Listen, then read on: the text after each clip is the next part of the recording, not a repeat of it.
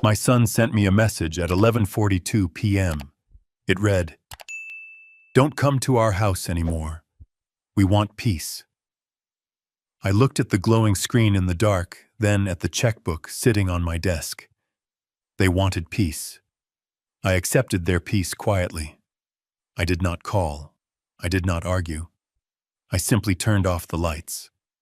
But the next morning, he knocked on my door with an invoice in his hand. He thought I was an ATM machine with a heartbeat. He forgot I was also the engineer who built the foundation he was standing on. Before I tell you how I evicted my own son from his perfect life, let me know in the comments where you are listening from. Hit subscribe if you believe respect is a two-way street. I am Douglas Carter, 68 years old. For 40 years, I worked as a structural engineer. My job was to calculate loads, stress points, and braking thresholds. I built bridges that could withstand hurricanes and skyscrapers that could survive earthquakes, but I failed to see the structural fractures in my own home until the roof was already collapsing on my head. It was a Tuesday night. The house was quiet, the kind of silence that feels heavy when you live alone. I was in the garage, the smell of sawdust and varnish filling the air. I was fixing a small wooden bookshelf for my grandson Leo. He had turned 7 last week, and he loved dinosaurs. I wanted to surprise him. I was sanding down a rough edge on the top shelf when my phone buzzed on the workbench. It vibrated against the wood, a harsh, intrusive sound. I wiped the sawdust from my hand and picked it up. It was a text from Brandon. My only son. The boy I had raised alone after his mother passed away 2 decades ago. The message was short. Brutal. Dad, Brittany and I have talked. You come over too much. It is overwhelming. We need space to be a family without you hovering. Don't come to the house anymore unless you are specifically invited. We want peace. I read it twice, then a third time. I waited for the follow-up text. The one that said, "Just kidding," or the one that said, "Sorry, wrong number." But the screen just went black. I stood there in the cold garage. My hands were still rough from the sandpaper. I thought about the last time I visited. It was 2 days ago. I had brought over a bag of organic apples because I knew Brittany liked juicing. I had fixed the leaking faucet in their kitchen because Brandon didn't know how to use a wrench. I played with Leo for 20 minutes while they sat on their phones. I didn't think I was hovering. I thought I was being a father. I thought I was being a grandfather. I looked at the wooden shelf. I had spent 3 weeks building it. I carefully placed the sandpaper down. I didn't throw the phone. I didn't scream. Engineers don't scream. We analyze the data. I walked into the kitchen and poured myself a glass of water. On the refrigerator, held up by a magnet from a pizza place, was a calendar. I looked at tomorrow's date. The 15th. The 15th was an expensive day. It was the day the automatic transfer went through for Leo's private school tuition. It was the day I wrote the check for the mortgage on the house Brandon and Brittany lived in. Technically, the house belonged to the Carter Family Trust, but they called it their house. They painted the walls. They chose the curtains. I just paid the bills. We want peace. The words echoed in the empty kitchen. They wanted the peace of my absence, but they certainly didn't want the peace of my financial withdrawal. I sat down at the kitchen table. I picked up my phone and typed a reply. I didn't write a paragraph about how much I loved them. I didn't remind them of the sacrifices I made. I just typed 2 words. Understood. Done. I hit send. Then I went upstairs, turned off the lights, and lay in bed staring at the ceiling. I didn't sleep. I was calculating. I was looking at the load-bearing walls of my relationship with my son, and I realized there was nothing holding it up anymore except my money. The next morning, the sun came up just like it always does. I made coffee, black, no sugar. I was sitting in my armchair reading the Wall Street Journal when I heard a knock at the door. It was a rapid, impatient knock. I checked my watch. 7:15 a.m. I opened the door. Brandon was standing there. He looked stressed. He was wearing his suit, the navy blue one I bought him for his promotion interview last year. He didn't look like a man who had sent a text effectively disowning his father 8 hours ago. He looked like a man in a hurry. "Hey, Dad," he said, stepping inside without waiting for me to move. "Do you have coffee? I am running late." I watched him walk into my kitchen. He opened the cabinet, took out a mug, and poured himself a cup from my pot.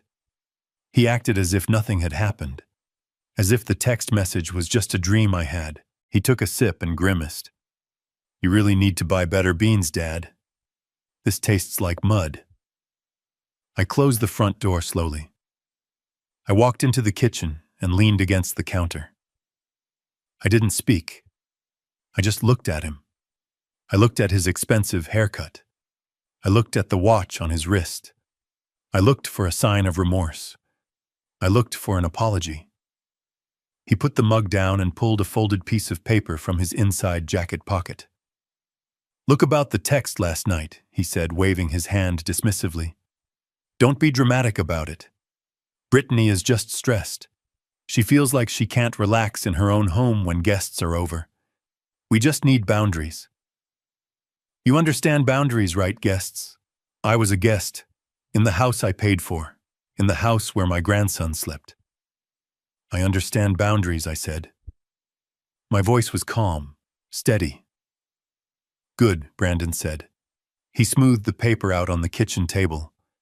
"Anyway, bad timing, but the transmission on the SUV is acting up. I took it to the mechanic yesterday. It is the gearbox. They won't release the car until the invoice is paid, and my credit card is maxed out because of the vacation we booked for next month." He slid the paper toward me. It was an invoice from the dealership, $2,400. "I need you to handle this, Dad," he said, checking his phone. "I have a meeting at 9. I can't drive the rental to the client site. It looks unprofessional. Just write the check and I will pick up the car on my way to work." He didn't ask. He commanded. He expected. I looked at the invoice. Then I looked at my son. For 32 years, I had smoothed every bump in his road. I paid for college. I got him his job through my old contacts. I bought the house. I paid the taxes. I thought I was helping him build a life. But I wasn't. I was crippling him. I had turned him into a man who could insult his father at midnight and demand money at dawn. I walked over to the drawer where I kept my checkbook. I could feel Brandon's eyes on me. I could feel his relief. He thought the crisis was over. He thought the boundaries were established. I stay away, but my money stays close. I pulled out the checkbook. I took my fountain pen from my pocket. It was a Mont Blanc, a retirement gift from my firm. Heavy, elegant. Brandon let out a sigh. "Thanks, Dad. You are a lifesaver." Seriously, Brittany was freaking out. "We will bring Leo over in a couple of weeks, maybe. Once things settle down. A couple of weeks. Maybe." I opened the checkbook. I wrote the date. I wrote the name of the dealership on the payee line. I wrote out the amount. $2,400.00. I signed my name at the bottom. Douglas Carter. I looked at the check. It was a perfect piece of paper. It represented safety. It represented a problem solved. I tore the check out of the book. The sound was loud in the quiet kitchen. Rip. Brandon reached out his hand. He was already moving toward the door. Great. I gotta run. I held the check in my left hand. I looked him in the eye. "You said you wanted peace, Brandon." "Yeah, Dad, I know. Let's not rehash it. Just give me the check." I smiled. It wasn't a warm smile. It was the smile of an engineer who finally found the source of the structural failure. "Peace is expensive, son," I said. Then with 2 slow, deliberate movements, I tore the check in half. Then I put the halves together and tore them again. Brandon froze. His hand was still outstretched, hovering in the air. His mouth opened, but no sound came out. He looked at the confetti of blue paper falling from my fingers onto the linoleum floor. "Dad," he whispered, "what are you doing?" "I am respecting your boundaries," I said. "You want to be a separate family. You want to be independent. You want distance. I am giving you all of that." "Are you crazy?" he shouted, his face turning red. "I need my car." "I have a meeting that is a problem for the man who owns the car," I said. "And since you want to be the man of your own house, you are the man who pays for his own transmission." "You are punishing me," he spat out. "This is petty. This is childish. Just because we asked for some privacy," I said. "I am not punishing you. I am retiring. I am retiring from the job of being your bank." I pointed to the door. "Get out of my house, Brandon." He stood there for a moment, his fists clenched. He looked at the torn paper on the floor, then back at me. He saw something in my eyes he had never seen before. He saw the end of the line. "Fine," he sneered. "Be a bitter old man. See if we ever invite you over again. You are not going to see Leo until you apologize for this." He turned and stormed out. He slammed the front door so hard the windows rattled. I stood in the kitchen. The silence returned. But this time it didn't feel heavy. It felt clean. It felt like the dust settling after a controlled demolition. I looked at the calendar again. The 15th. I picked up my phone. I didn't call Brandon. I dialed a number I hadn't called in months. Sylvia Ross, attorney at law. She answered on the second ring. "Douglas, is everything okay?" "It is 7:30 in the morning." "Everything is fine, Sylvia," I said. "I need an appointment. Today. I need to make some changes to the family trust, specifically regarding the residency clause for the property on Oak Creek Drive." There was a pause on the other end. Sylvia was smart. She knew what that meant. "Are you sure, Doug?" she asked softly. "Once we start this process, it is hard to stop." I looked at the torn check on the floor. "I am sure," I said. "They wanted peace, Sylvia. I am going to give them a war they can't afford. But first, I am going to finish my coffee." I hung up the phone. The coffee was cold, but it tasted better than it had in years. I went to the garage and looked at the wooden shelf again. I picked up the sandpaper. I had work to do, but this time I wasn't building something for them. I was dismantling what I had built plank by plank, dollar by dollar. That was the beginning. I didn't know it yet, but I had just lit a fuse that would blow up my entire family. And the explosion was going to be spectacular. The drive to downtown Seattle was a blur of gray concrete and rain. I did not turn on the radio. My mind was already rehearsing the conversation, structuring the arguments like I was preparing for a courtroom defense. I parked my old sedan in the underground garage of the Glass Tower, where Sylvia Ross managed the estates of the city's quiet millionaires. I was one of them, though my son seemed to have forgotten that detail. He looked at my worn-out shoes and saw poverty. He never looked at the bank statements to see the power. Sylvia did not hug me when I walked into her corner office. She knew me better than that. She saw the set of my jaw and the folder tucked under my arm. She simply gestured to the leather chair opposite her mahogany desk and pressed a button on her intercom to hold all calls. Sylvia and I went back 30 years. She had handled my wife's probate. She had set up the Carter Family Trust. She was the only person on earth who knew exactly how much I was worth down to the last cent. I sat down and placed the torn pieces of the check on her pristine desk. They were the only chaotic element in the room. "I am activating Clause 14B, I said. Sylvia paused. Her hand hovered over her laptop. She looked at the torn paper, then up at me over the rim of her reading glasses. Her eyes were sharp, analytical. "Clause 14B. she repeated slowly. The harmony and respect clause. Douglas, we wrote that in as a nuclear option. We never intended for you to actually use it. It gives the trustee absolute power to revoke beneficiary privileges based on conduct detrimental to the family unit. If you pull that lever, there is no going back. It is a declaration of war. I leaned forward. I did not raise my voice. They declared war first, Sylvia. They just didn't think I had any ammunition. Open the file. I want to see the ledger. I want to see every dime I have spent on Brandon and Brittany in the last 5 years. Sylvia typed a few commands. The printer in the corner hummed to life. While it worked, she turned her screen toward me. It is ugly, Doug, she warned.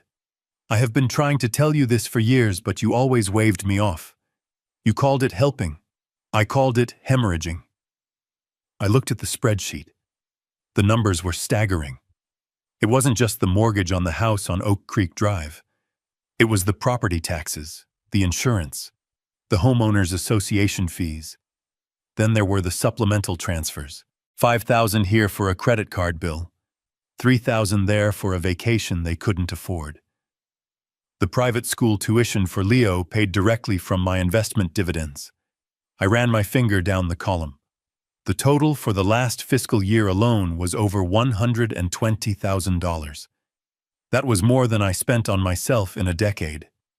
I looked at the line item for the house. The house was the centerpiece of their arrogance. Who holds the deed? Sylvia, I asked, though I knew the answer. I needed to hear it. I needed to hear the legal reality out loud. The Carter Family Trust holds the deed, she said, her voice crisp and professional. Brandon and Brittany are classified as resident beneficiaries. They have the right of occupancy solely at the discretion of the trustee. That is you. They do not own a single brick of that house. They don't even own the paint on the walls. And the employment contract, I asked. Sylvia pulled a second file. Brandon is listed as a consultant for your holding company. He receives a monthly stipend of $6,000. His job description is vague, mostly business development. Has he developed any business? I asked. Sylvia didn't answer. She didn't have to. The silence was the answer. I sat back. I felt a cold knot in my stomach. It wasn't anger anymore. It was shame. I had created this monster. I had fed it with checks and silence. I had taught my son that money was like rain, something that just fell from the sky whenever he needed it. I had robbed him of the struggle that makes a man a man. Now I had to be the drought. Draft the documents, I said. Sylvia took a deep breath. She pulled a yellow legal pad toward her. Okay, let's be specific. What are we cutting? Everything, I said. The word hung in the air, heavy and absolute. Sylvia began to write, her pen scratching rhythmically against the paper. First, I continued, my voice steady, I want a notice to quit. Revocation of resident beneficiary status for the property on Oak Creek Drive. Give them 30 days. That is the legal minimum. Correct, Sylvia said, not looking up. 30 days to vacate. If they refuse, we file for formal eviction on day 31. It will go on public record. It will destroy their credit score and their ability to rent anywhere decent. Are you prepared for that? I thought about the text message. We want peace. I am prepared, I said. Next, the consulting contract. Terminate it immediately. Use the at-will clause. No severance. He has been paid for work he never did for 5 years. That is his severance. Sylvia nodded, turning the page. And the tuition, she asked softly. This is the hard one, Doug. Leo. I closed my eyes for a second. I saw Leo's face. I saw him smiling when I gave him the bookshelf.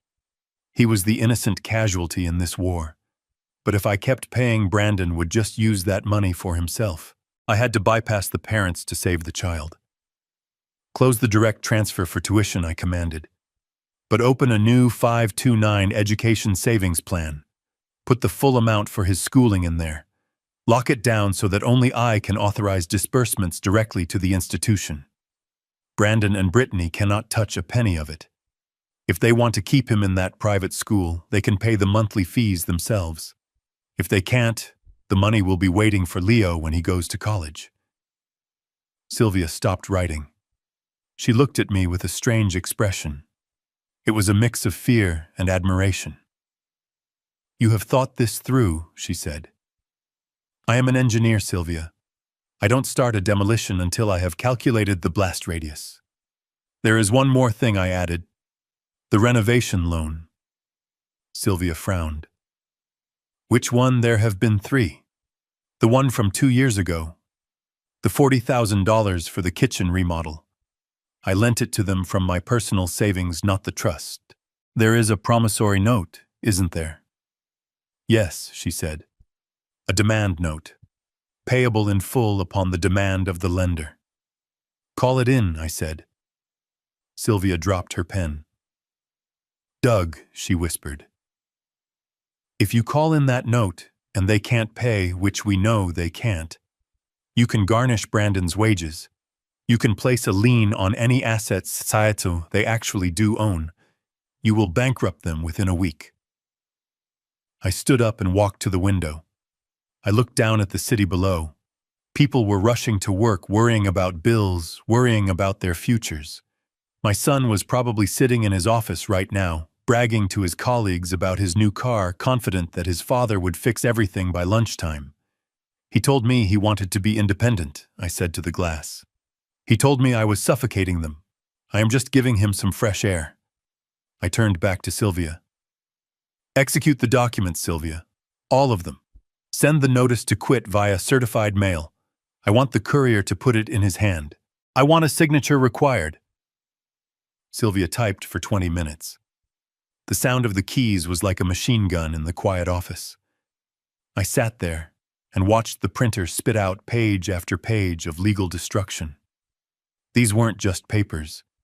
They were the end of my son's childhood. He was 32, but his childhood was ending today at 10:45 a.m. on a Tuesday.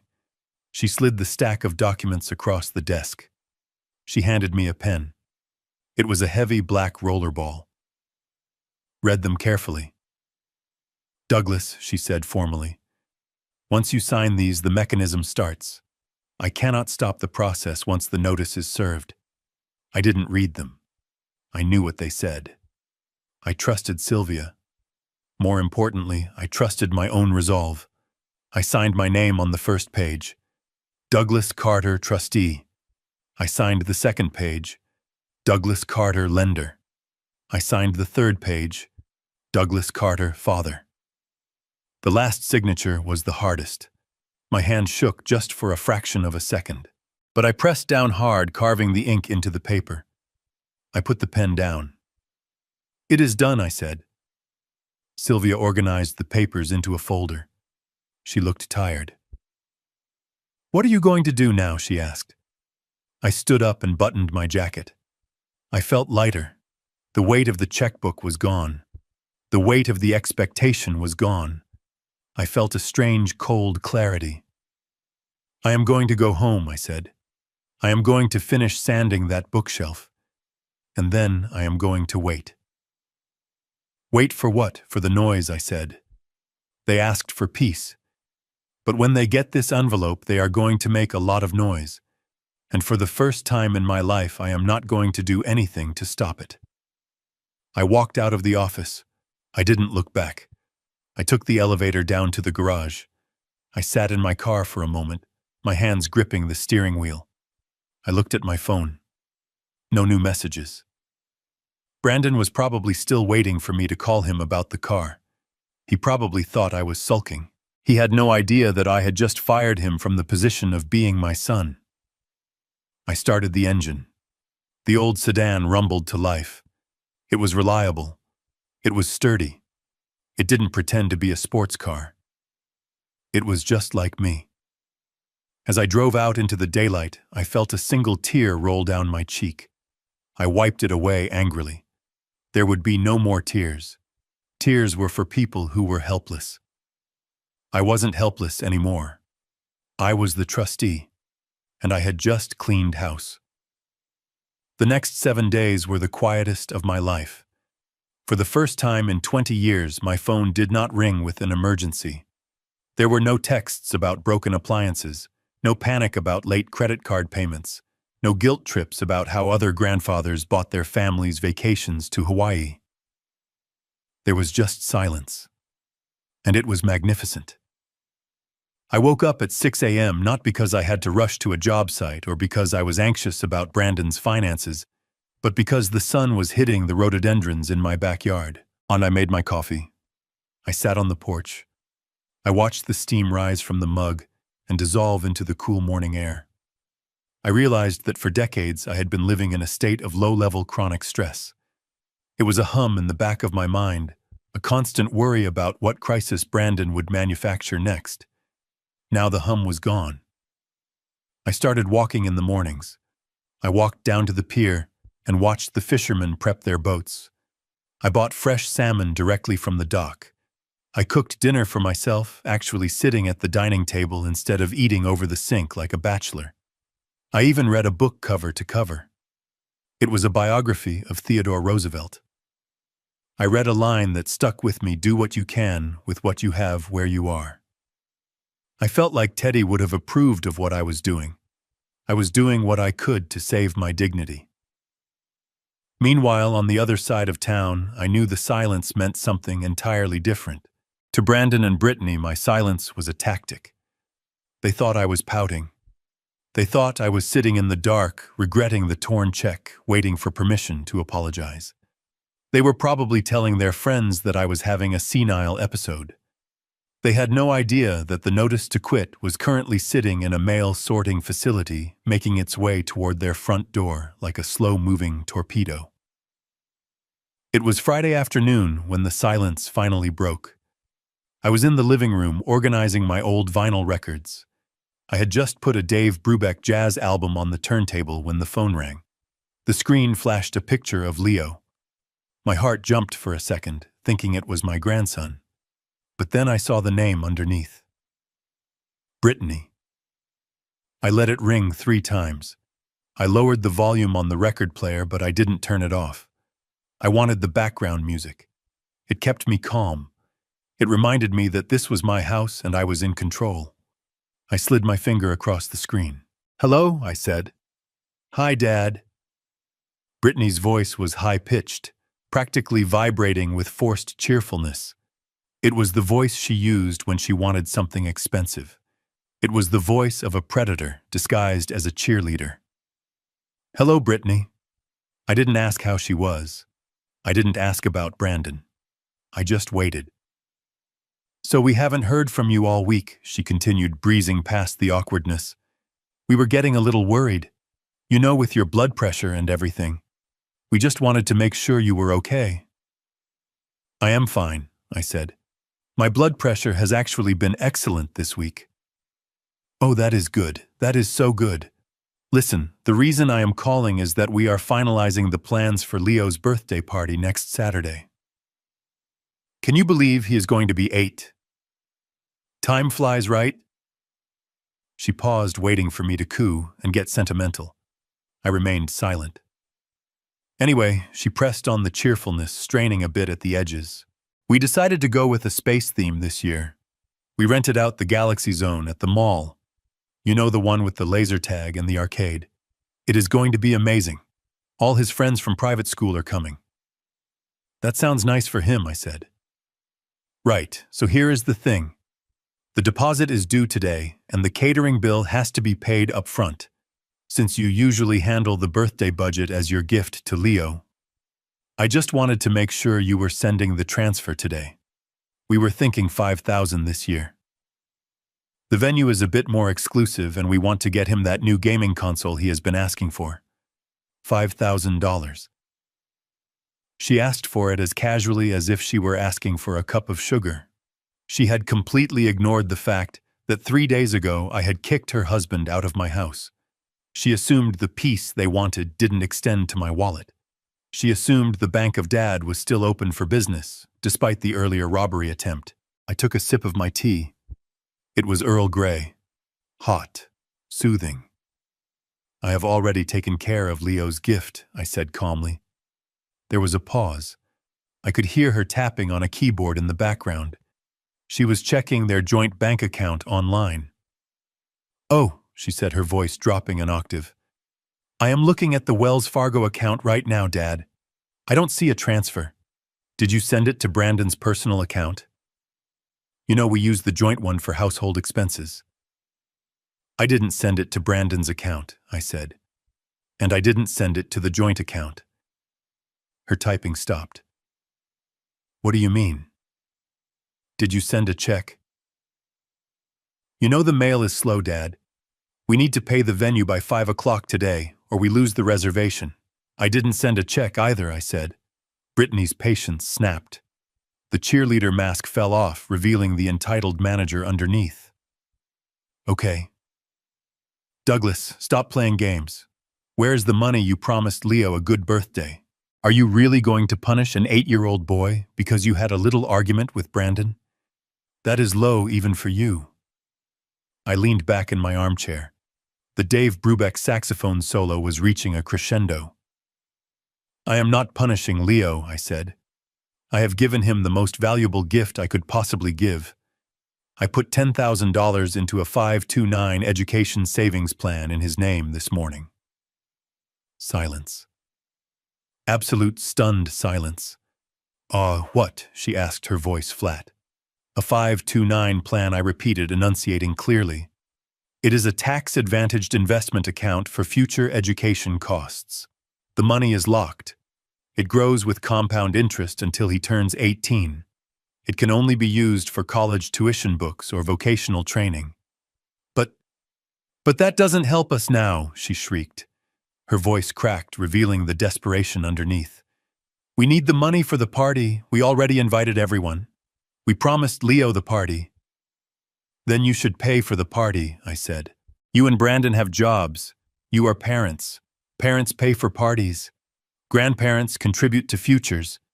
You can't do this, she yelled. We don't have $5,000 lying around. We spent our liquidity on the down payment for for other things. You have to undo it. Take the money out of that stupid fund and transfer it to us. Now I cannot do that. Brittany, I said, my voice hardening. The fund is irrevocable. Even if I wanted to take it back, there would be massive penalties. But I don't want to take it back. For the first time, I know exactly where my money is going. It is going to Leo. Not to a party planner. Not to a car dealership. Not to your closet. It is going to the boy. You are ruining everything, she screamed. You are a selfish, bitter old man. I am going to tell Leo that his grandfather didn't care enough to give him a party. I am going to tell him you ruined his birthday. You can tell him whatever you like, I said. But when he is 18 and looking at a debt-free degree, he will know who actually cared about him. I am going to put Brandon on the phone, she threatened. He can't afford to talk to me right now, I said. He should probably save his minutes for job hunting. What is that supposed to mean? She snapped. It means, Brittany, that the party is over, in every sense of the word. I hung up. I didn't just press the end call button. I placed the phone face down on the table with a sense of finality. My heart was beating a little faster, but it wasn't from fear. It was from adrenaline. It was the rush of a man who finally stood his ground. I picked up my tea again. My hand was steady. $10,000. It was double what they had asked for. But it was safe. It was beyond their reach. They couldn't spend it on sushi dinners or designer handbags. It was a fortress of cash built around my grandson's future, and they didn't have the key. I imagined the scene in their house right now. Brittany throwing her phone. Brandon pacing the floor, running his hands through his hair. They were scrambling. They were realizing that the safety net they had bounced on for a decade had suddenly vanished. They would have to cancel the fancy venue. They would have to have the party in the backyard with homemade cake. It would be a tragedy for their social image, but it would probably be a better party for an 8-year-old boy. But the real storm hadn't even hit them yet. They were panicking about a $5,000 party bill. They had no idea that on Monday morning, the courier would arrive with the notice to quit. They were worried about losing a deposit on a bouncy castle. They didn't know they were about to lose the house itself. I took a deep breath and smelled the old paper of my record sleeves and the fresh scent of the tea. This was what freedom tasted like. It tasted like saying no. I picked up the biography of Teddy Roosevelt again. I turned the page. I had a whole weekend of peace ahead of me before the real war started on Monday. And for the first time in years, I was looking forward to the fight. Because this time I knew I was going to win. Saturday arrived with the kind of aggressive sunshine that real estate agents pray for. It was the perfect lighting for a lie. While I was sitting on my porch 5 miles away reading a book and drinking cheap coffee, my son and his wife were hosting the social event of the season in the backyard I had paid for. I wasn't invited, of course. I was the ghost at the feast, the invisible financier, whose existence was necessary for the checks to clear, but whose presence was considered a social liability. But I didn't need to be there to know exactly what was happening. I knew the layout of that house. I knew the acoustics of the patio. And thanks to the security system I had installed and paid the monthly subscription for, I could have watched the whole thing on my iPad. But I didn't watch. I didn't need to see the pixels to know the script. I knew my son. I knew his wife. And I knew that pride always swells to its maximum size right before the puncture. The backyard of the Oak Creek Drive house was designed for envy. That was the instruction Brittany had given the landscape architect 3 years ago. She didn't want a garden. She wanted a statement. The hydrangeas were blue and massive, chemically treated to be perfect. The lawn was manicured to within a millimeter of its life. And in the center of it all stood Brandon, wearing a novelty apron that said, "The Grill Father flipping Wagyu burgers" on a $3,000 Viking grill that he had used exactly twice. He was playing the role of the benevolent patriarch. He was laughing too loud at jokes that weren't funny, holding a craft beer he didn't actually like, and acting like a man who had conquered the world. Brittany was holding court near the fire pit. She was wearing a white linen dress that probably cost more than my first car. She was surrounded by her squadron of friends, women who all looked vaguely similar, with the same expensive highlights and the same judgmental eyes. There was Tiffany, whose husband was in hedge funds, and Jessica, who ran a boutique that never seemed to sell any clothes. They were sipping mimosas made with the champagne I had bought for New Year's Eve but never got to drink. I can imagine Brittany's voice perfectly. It has a specific pitch when she is bragging, a sort of melodic, breathless quality that is designed to make other people feel small. "We are thinking of expanding the patio next spring," she was saying, gesturing vaguely at the perfectly good flagstone beneath her feet. "Brandon and I feel like the flow is just a bit off. We want to install an outdoor kitchen with a pizza oven. You know, something rustic, but modern. We might have to take out that old oak tree to make room, but honestly, it drops too many leaves anyway." The old oak tree. The one I planted with my late wife 30 years ago. The one Brandon used to climb when he was 6. To Brittany, it was just a debris generator that was blocking her pizza oven. Tiffany nodded sympathetically, taking a sip of her drink. "That sounds amazing, Britt. Renovations are such a headache, though. We just finished the pool house and I thought I was going to lose my mind." "Oh, I know," Brittany laughed, tossing her hair back. "But Brandon is so good at managing the contractors. He is very particular. He demands the best. We are actually thinking about buying a vacation property in Aspen, too. Just something small for the winter ski season. We need a getaway. The stress of managing all these assets is real, you know." She sighed, a heavy, dramatic sigh that was meant to solicit pity for the burden of being so wealthy. Jessica chimed in, leaning forward. "Speaking of stress, where is Brandon's dad? I thought he usually comes to these things." "He is usually hovering." Brittany rolled her eyes. The gesture was practiced. It was a performance of long-suffering patience. "Oh, Douglas." We finally had to set some boundaries. It was getting to be too much. He is sweet, I guess, in his own way. But he is just so needy. He shows up unannounced, he critiques our parenting, he tries to fix things that aren't broken. We had to tell him that we need our space. We are focusing on our nuclear family right now. It is healthier this way. Good for you, Tiffany said. Toxic family members can be such a drain. You have to protect your peace. Exactly, Brittany said, raising her glass. To peace. And to not having to listen to stories about bridge construction for 3 hours. They all laughed. It was a cruel tinkling sound that floated over the fence and into the neighbor's yard.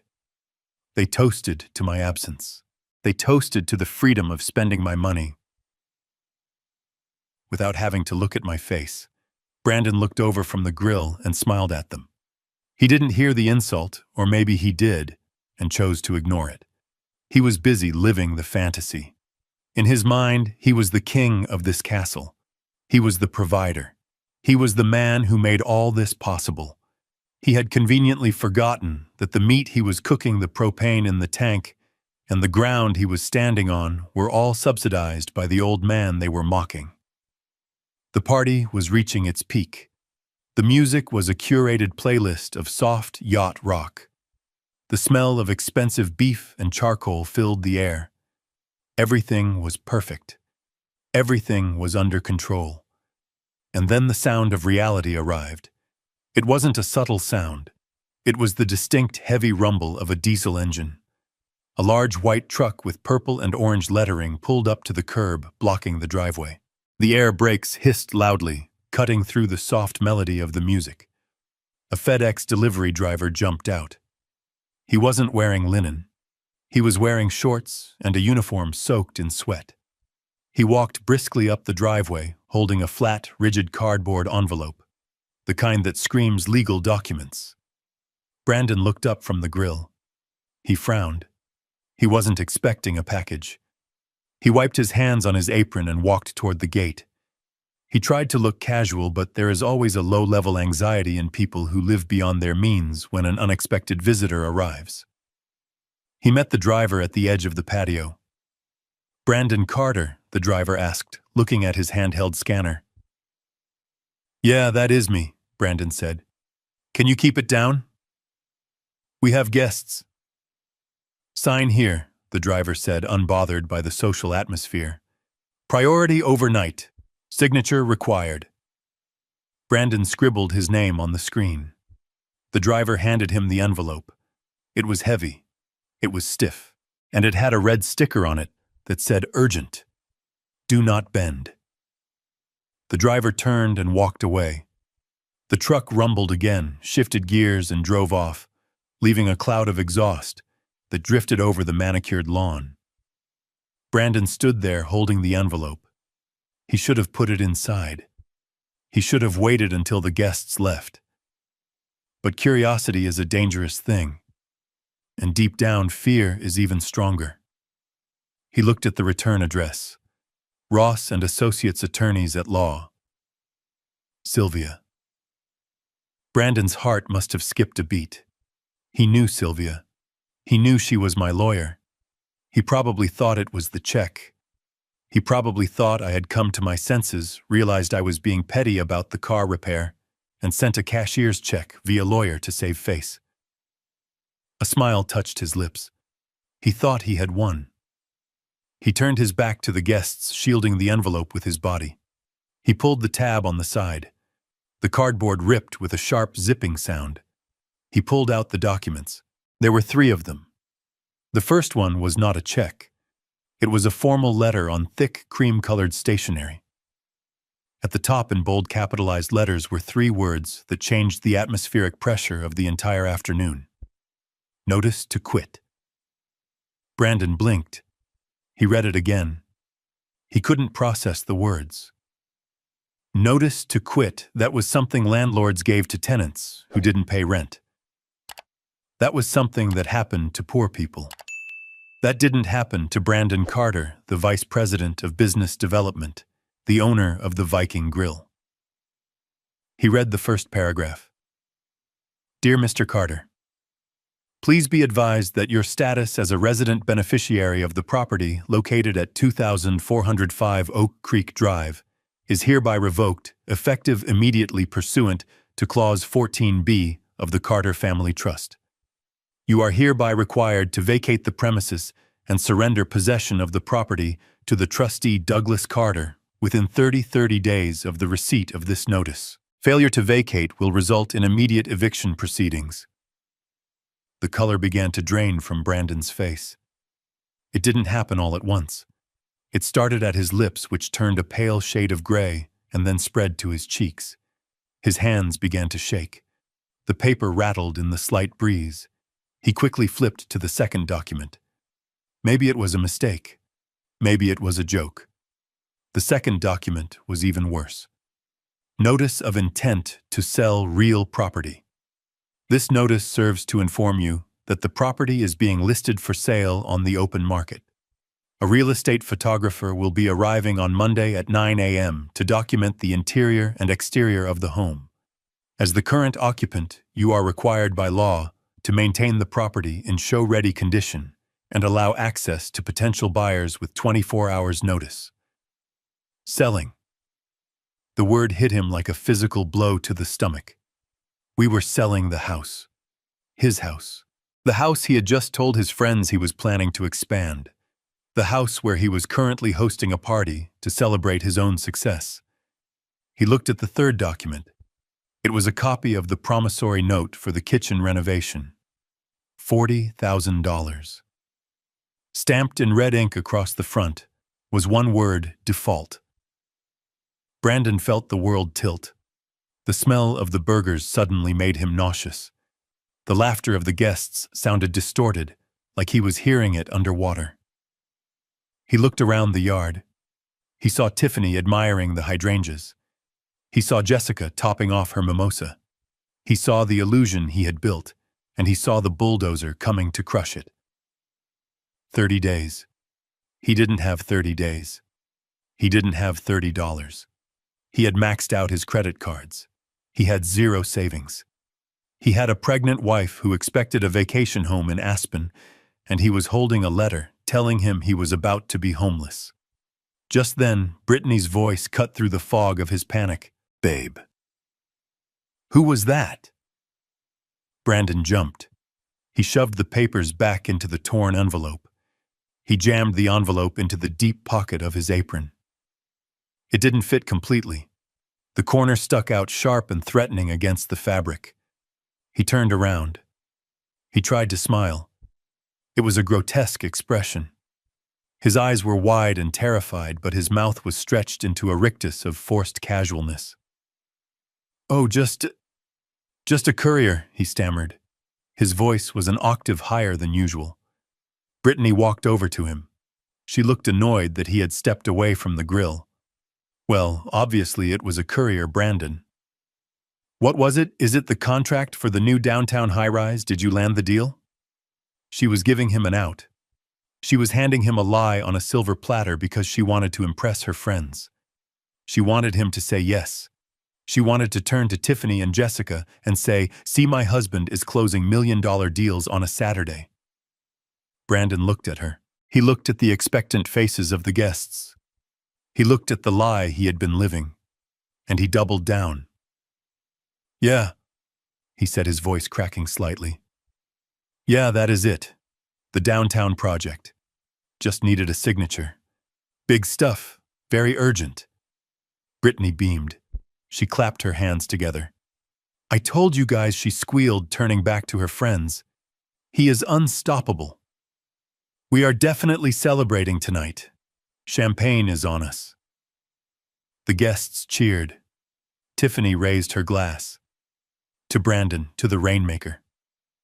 Brandon nodded weakly. "To me," he whispered. He turned back to the grill.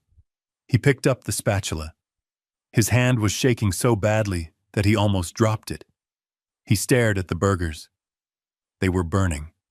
The fat was dripping onto the coals, creating flare-ups of orange flame. He watched the meat char. He felt like he was burning with them. He could feel the envelope pressing against his thigh through the apron. It felt hot. It felt like a radioactive isotope. 30 days. He looked at Brittany, who was laughing at something Jessica said. She had no idea. She was planning pizza ovens and ski trips. She didn't know that the ground beneath her high heels had already been sold. She didn't know that her husband wasn't a rainmaker. He was a squatter. Brandon felt a wave of dizziness. He gripped the handle of the grill to steady himself. He needed a drink. He needed a stiff drink. But he couldn't leave. He was the host. He had to stand there and cook expensive meat for people he didn't like while his entire life disintegrated in his pocket. The sun beat down on him. The heat from the grill blasted his face. He was sweating profusely now, sweat stinging his eyes. "You okay, hun?" Brittany called out. "You look a little flushed." "I am fine," Brandon croaked. Just the heat from the fire." It wasn't the heat. It was the hell I had just invited him into. And the worst part for him wasn't the fear of homelessness. It wasn't the fear of bankruptcy.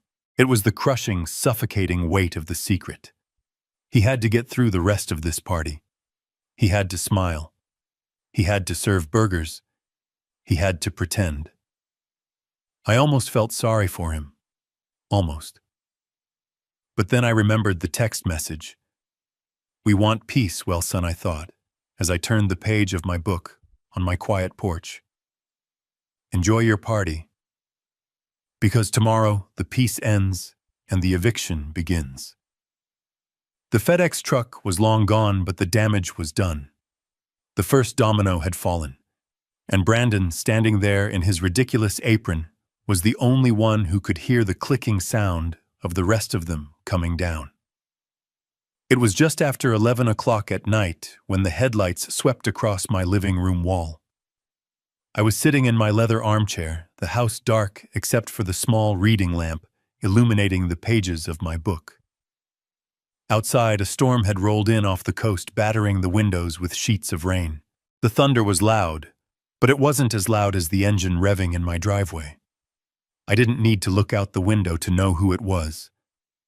I knew the aggressive sound of that engine. I knew the way the car doors slammed, not with the click of arrival, but with the heavy thud of rage. I closed my book. I placed it gently on the side table next to my cold cup of tea. I didn't stand up. I didn't go to the door. I sat there and waited. I wanted them to come to me.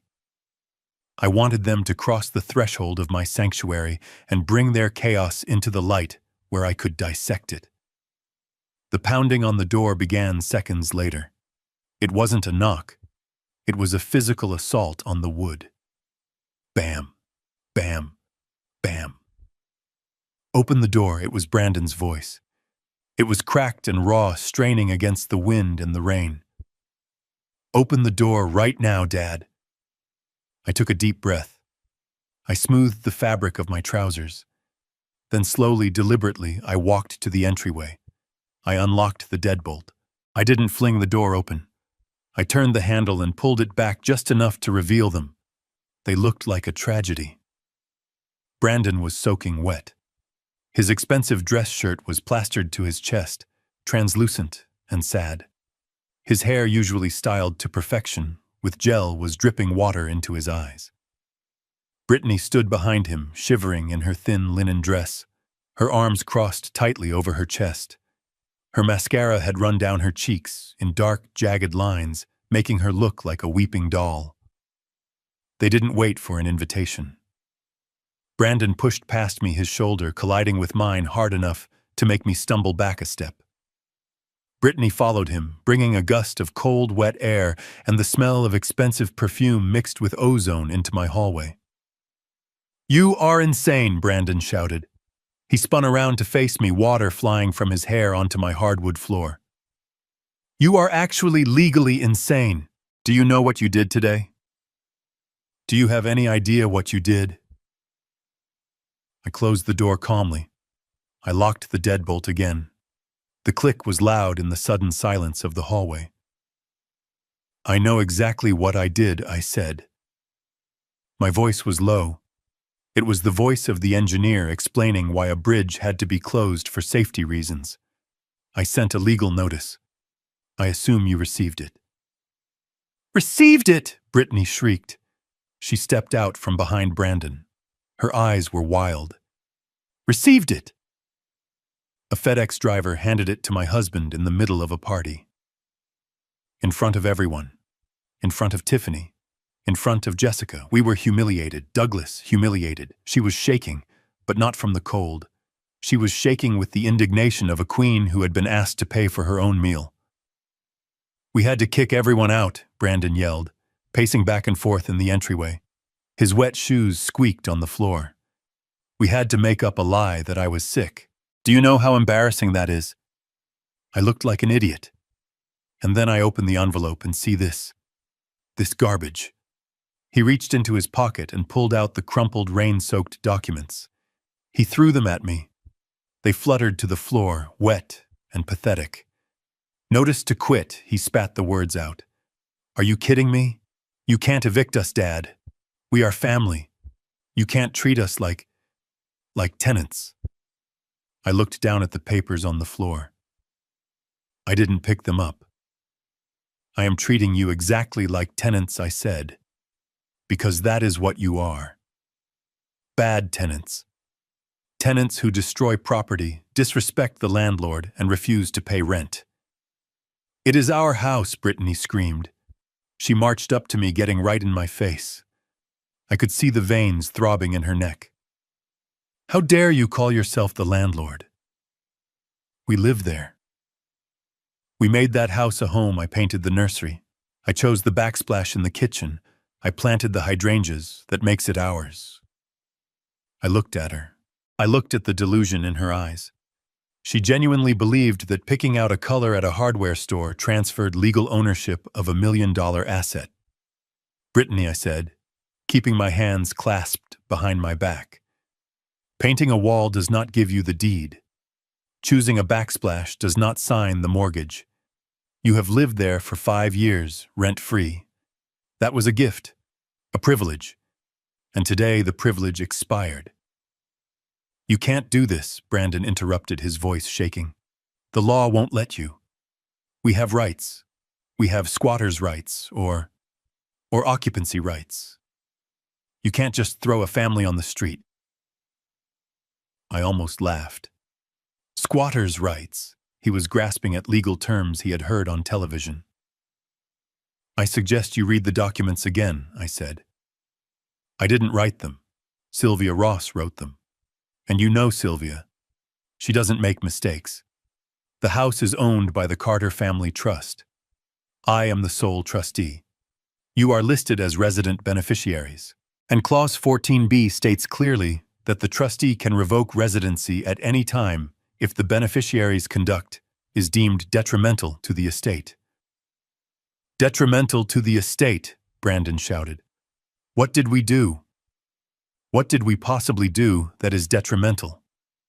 We are raising your grandson. We are living normal lives. You demanded money. I didn't owe you, I said. You disrespected me in my own home. You told me to stay away. You told me you wanted peace. Well, Brandon, this is what peace looks like.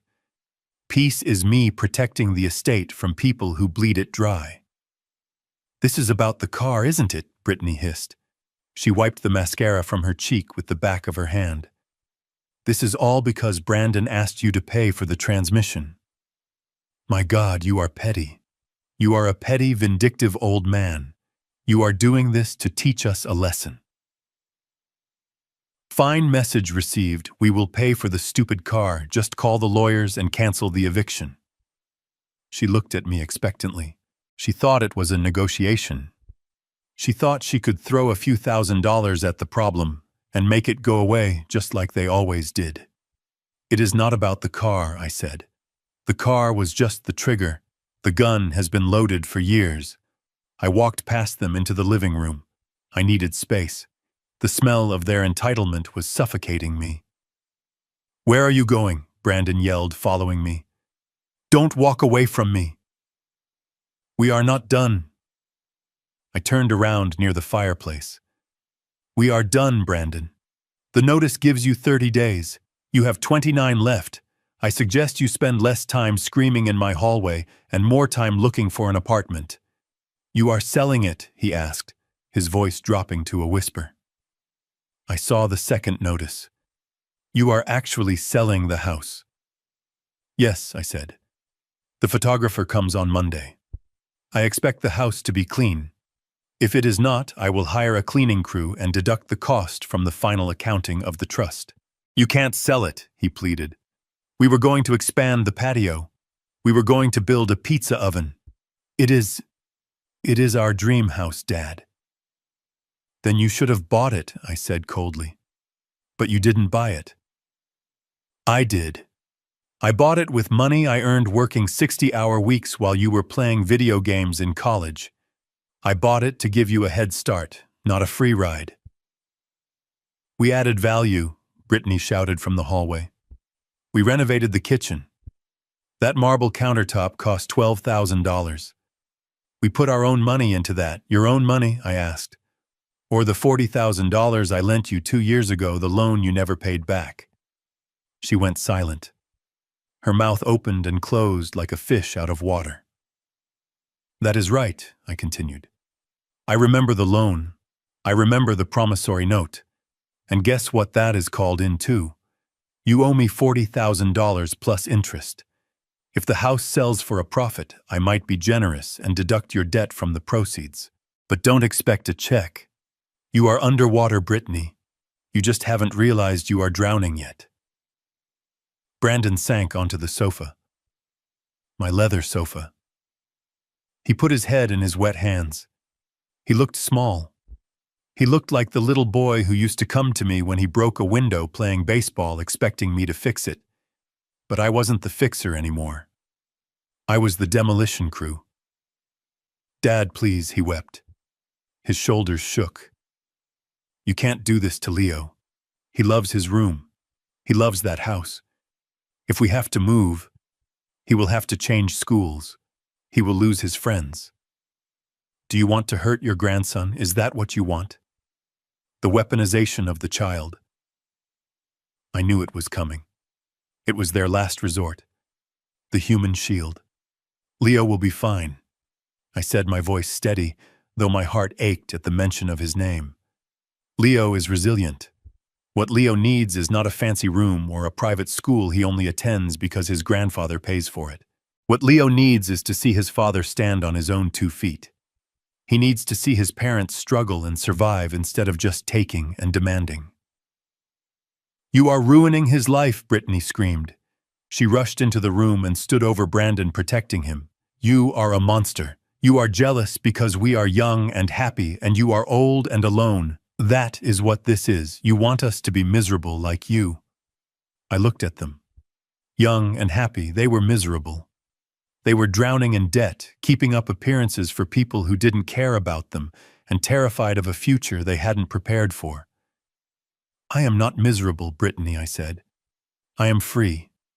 And soon you will be free too, free of the burden of a house you can't afford. Free of the delusion that you are wealthy. It will be hard. It will be painful. But it might just save you. Save us, Brandon looked up. His eyes were red and swollen. You are destroying us. I will lose my job. If I get evicted, if I have a judgment against me. My company does background checks, Dad. I work in finance construction. I can't have a lien on my record. Then you better start packing, I said. Because the clock is ticking. He stood up. The sadness in his eyes vanished, replaced by a cold, hard anger. It was the anger of the entitled man who realizes the world doesn't obey him. Fine, he said. You want a war, you got one. We won't leave. We will fight the eviction. We will squat. We will drag this out in court for months. It takes 6 months to evict a family in this state, Dad. I looked it up. And in the meantime, we won't let you see Leo. Not once. You will never see him again. I nodded slowly. I expected this. You can try, I said. But remember who pays for the lawyers. I have Sylvia Ross. I have the resources to fight this for 10 years. Can you afford a retainer? Can you afford court fees? Or will you have to ask Tiffany and Jessica for a loan? Brandon flinched. And as for Leo, I continued, my voice dropping to a dangerous whisper. If you use that boy as a pawn, if you try to keep him from me, I will petition the court for grandparents' rights. And I will show the judge the financial records. I will show them the instability. I will show them that you are bankrupt and facing homelessness. Who do you think the court will side with, the solvent grandfather with a trust fund, or the unemployed father with a maxed-out credit card?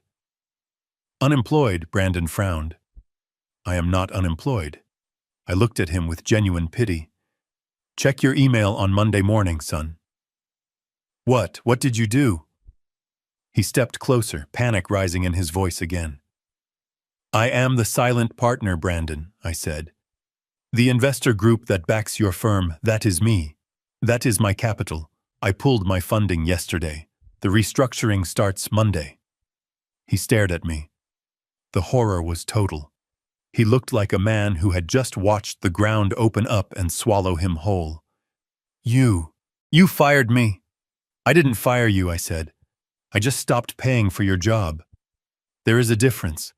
If you are as good as you say you are, if you are a real rainmaker, another company will snap you up in a heartbeat.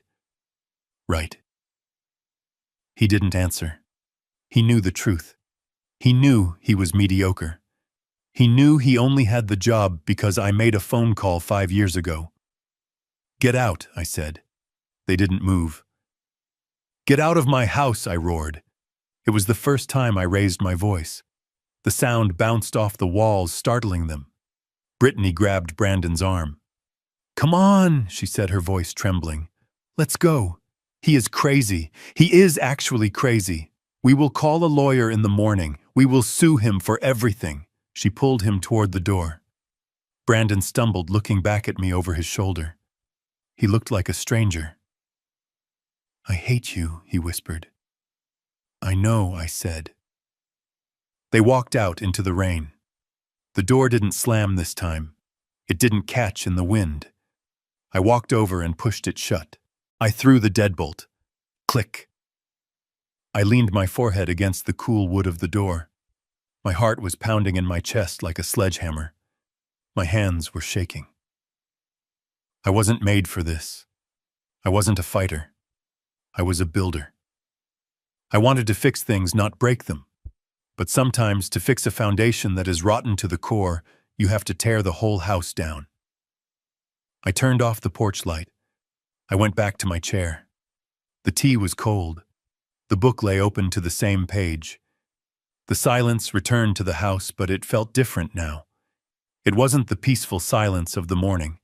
It was the heavy, charged silence of a battlefield after the first volley of cannons has been fired. They were gone. But the war had just begun. I picked up my tea and took a sip. It was bitter. Good, I whispered to the empty room. I sat there in the dark, listening to the rain wash away the tire tracks in the driveway. While 5 miles away, my son and his wife were driving back to a house that wasn't theirs, to sleep in a bed they didn't own, waking up to a future they never saw coming. Monday was going to be a very long day. Monday morning arrived like a gavel coming down on a judge's bench. It was sharp, definitive, and it demanded order. While I sat in my kitchen, sipping coffee and watching the rain streak against the window, 2 simultaneous disasters were unfolding 5 miles apart. I wasn't there to witness them, but I knew the schedule. I had written the schedule. At 8:55 a.m. on Oak Creek Drive, Brittany was frantically scrubbing a wine stain off the white marble countertop. She looked like a woman on the verge of a nervous breakdown. She was wearing her silk pajamas, her hair was in a messy bun, and she was muttering to herself. The house was supposed to be a fortress of her status, but now it felt like a prison cell that was shrinking by the minute. She had ignored the email from the real estate agency. She had deleted the voicemail from the photographer. She had convinced herself that if she simply didn't acknowledge the appointment, it wouldn't happen. She thought she could barricade herself inside her own denial. but denial doesn't work on electronic locks. At exactly 9 o'clock a.m., a black sedan pulled into the driveway. A woman in a sharp navy blazer stepped out. This was not just any real estate agent. This was Courtney, a woman Brittany had known since college. A woman Brittany had spent the last 5 years trying to outshine. A woman who had been the runner-up for homecoming queen when Brittany took the crown. And now Courtney held the master key. Brittany froze when she saw Courtney through the kitchen window. She dropped the sponge. She didn't move. She just watched as Courtney walked up the path, followed by a photographer carrying a tripod and a heavy camera bag. The doorbell rang. It echoed through the house like a summons. Brittany didn't answer. She backed away from the door, holding her breath. Then came the sound of the keypad beep. Beep, beep, beep, click. The front door swung open. "Hello," Courtney's voice floated in cheerful and professional. "Listing agent. We have a scheduled appointment for photography." Brittany rushed into the hallway, pulling her robe tight around her. "You can't come in," she shrieked. "Get out! This is private property." Courtney stopped. She looked Brittany up and down, taking in the stained pajamas, the frantic eyes, the smell of bleach and panic. A slow, pitying smile spread across her face. "Brittany," she said smoothly, "I didn't know you were home. The trustee, Mr. Carter, said the house would be vacant for the shoot. But since you are here, maybe you can move that pile of laundry off the sofa. We need the wide-angle shot." While Brittany was staring into the face of her high school rival across the city inside the glass-walled headquarters of Apex Construction, Brandon was walking toward the elevator. He looked terrible. He hadn't slept. His eyes were bloodshot, and he had cut himself shaving. But he was wearing his best suit. He was trying to project an image of stability.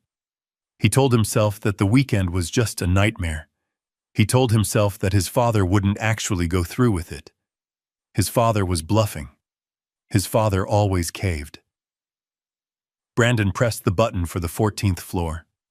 He checked his reflection in the polished metal doors. He straightened his tie. "I am the rainmaker," he whispered to himself. "I am essential." The elevator dinged. He stepped out into the bustling office. He expected the usual greeting from the receptionist. He expected his team to be waiting for him with coffee and reports. Instead, the receptionist looked down at her desk as he passed. The office was quiet. Too quiet. People were typing, but their eyes were darting toward him and then quickly away.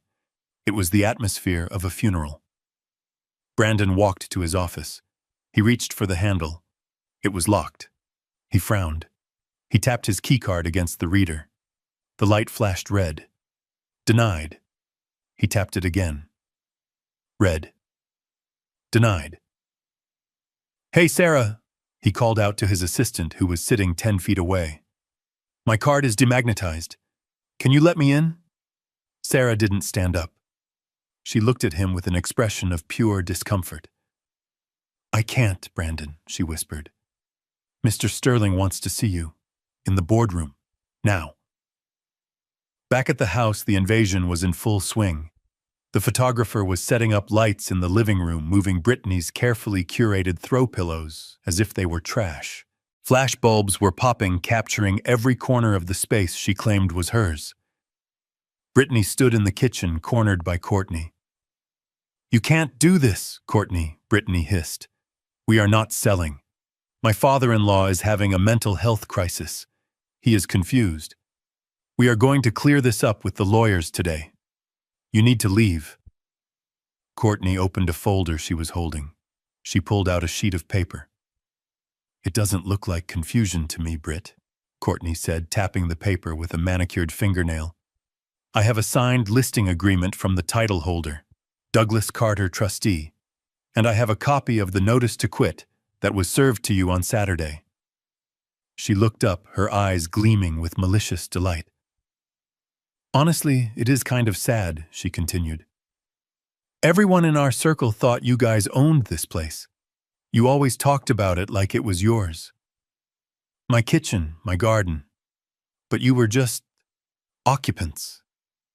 That must be so embarrassing for you. It is ours, Brittany snapped. We are the beneficiaries, were Courtney corrected. Past tense. The listing says trustee sale, vacant possession. That means you are leaving. Courtney looked around the kitchen. She ran a finger along the marble island. You know the market is tough right now, she said conversationally. But since this is a distress sale, we priced it aggressively. I actually have a client coming to see it in 20 minutes. An investor. He is looking for a rental property. Maybe you guys could rent it back from him. Although checking your credit, probably not. Brittany felt tears pricking her eyes. She wanted to scream. She wanted to slap the smug look off Courtney's face. But she couldn't. Because Courtney was right. Courtney had the paperwork. Courtney had the power. And Brittany was just a woman in pajamas standing in a house that was being sold out from under her. Meanwhile, inside the boardroom on the 14th floor, the air conditioning was humming, but Brandon was sweating. He sat at the long mahogany table. At the head sat Mr. Sterling, the CEO. Sterling was a man of few words and even fewer emotions. He was looking at a file in front of him. Brandon Sterling said, not looking up, "We are making some structural changes to the firm." Brandon let out a nervous laugh. Structural changes. That sounds ominous. But hey, I have some great news about the downtown project. I think I can squeeze another 5% margin out of the subcontractors. Sterling finally looked up. His eyes were cold. You are not listening, Brandon. We are restructuring. Specifically, we are liquidating your position. Brandon froze. His smile faltered. Liquidating? What do you mean I am the VP of Business Development? You can't liquidate me. I bring in the deals. I am the face of this company. You were the face of a specific capital stream, Sterling said. He slid a piece of paper across the table. Brandon looked at it. It was a withdrawal notice from a private equity fund. The fund that had injected $2 million into the company 5 years ago. The fund that covered the payroll for the entire expansion division. We received this on Saturday, Sterling explained. Our primary silent investor has invoked his right to withdraw capital due to loss of confidence in management. Specifically, loss of confidence in you. In me, Brandon stammered. Who is the investor? I will talk to them. I can fix this. I can charm anyone. Who is it? Is it the group from New York? Sterling shook his head. He turned the last page of the document around so Brandon could see the signature at the bottom. It wasn't a corporate stamp. It was a handwritten signature in black ink. A signature Brandon had seen on his report cards, on his college tuition checks, on his car insurance forms. Douglas Carter. Brandon stared at the name. The letters seemed to swim before his eyes. My dad, he whispered. My dad is the investor. He is the majority shareholder of the shell company that backs us, yes, Sterling said. He stipulated 5 years ago that his investment was contingent on your employment. He wanted to give you a chance to prove yourself. And now Brandon asked, his voice barely audible. Sterling closed the file. Now he says the experiment is over. He pulled his funding, Brandon, effective immediately. And without that capital, we cannot support your salary, your expense account, or your department. But I am good at this job, Brandon protested, standing up. I built relationships. Sterling sighed. He took off his glasses and cleaned them. Let's be honest, Brandon. You spent money. You took clients to expensive dinners. You played golf, but the actual engineering, the actual closing that was done by the team, you were a figurehead paid for by your father. And now the check has bounced. Sterling pressed a button on the intercom. Security, please come to the boardroom. Brandon felt his legs give way. He sat back down heavily. He fired me, he murmured. My own father fired me. He didn't fire you, Sterling corrected. He just stopped paying us to keep you. Back on Oak Creek Drive, the doorbell rang again. Courtney checked her watch. Right on time, she chirped. That will be the investor. Brittany, you might want to go upstairs and hide.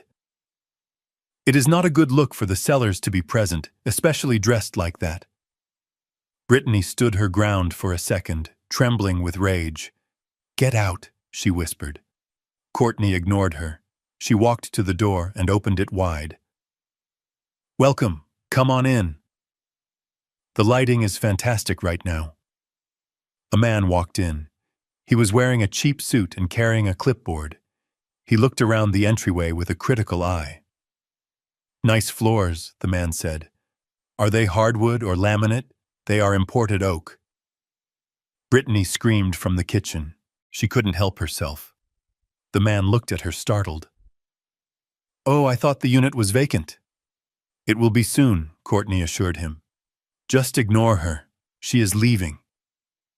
Brittany watched them walk into the living room. Courtney was pointing out the fireplace, the high ceilings, the crown molding. She was selling Brittany's life piece by piece to a stranger who was looking at it like a piece of meat. And then the ultimate violation happened. Let's look at the master bedroom, Courtney said, leading the man toward the stairs. It has a walk-in closet that is to die for. No, Brittany yelled, running to the bottom of the stairs. You can't go up there. My underwear is on the floor. My bed is unmade. Courtney stopped on the third step. She looked down at Brittany. Her expression wasn't malicious anymore. It was cold. It was the face of reality. Then you should have cleaned it up, Courtney said. But since you didn't, we are going to look anyway. Because you don't get to dictate the terms anymore, Brittany. You are just a guest who overstayed her welcome. She turned and walked up the stairs. The man followed her. Brittany heard their footsteps on the carpet. She heard the door to her sanctuary creak open. She heard the man say, Wow, it smells a bit musty in here, doesn't it? Brittany collapsed onto the bottom step.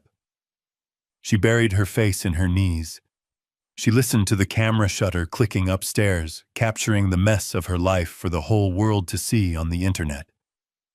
At the exact same moment, 2 security guards walked into the boardroom at Apex Construction. Mr. Carter, one of them said, holding out a cardboard box. We have cleared your desk. Personal items only. Company laptop and phone have been retained. Brandon looked at the box.